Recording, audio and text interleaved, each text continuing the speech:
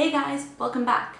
Last week I gave you some tips on how to keep young learners engaged when learning online.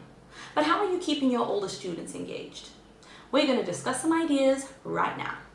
Tip number 1, control and decision making. Now this applies to both parents and teachers alike. If you are a teacher and you are creating a course for students, make sure to allow some room for students to be able to choose how and when they partake with those activities.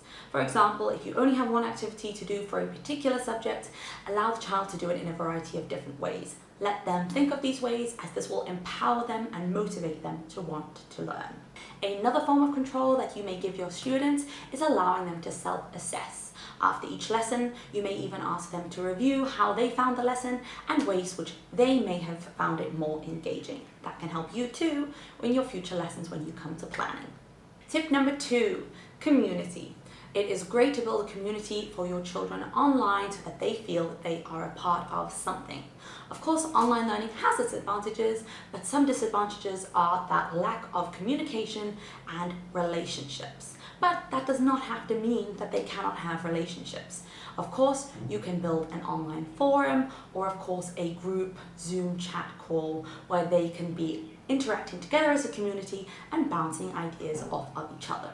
This will take away the isolation of learning online. Tip number 3, bring as much involvement as possible. If you are doing online live classes, try and get your students to bring as much of their life into the lesson as possible.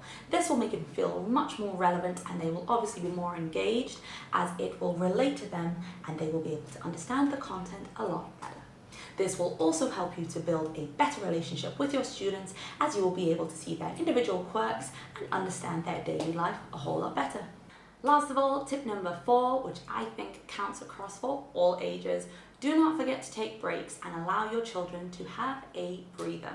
Learning online and learning on your own can be tough at times, and so it is important to mentally refresh and be ready to jump right back in when they're ready. I hope that these tips help with future engagement. Speak to you next time. Bye.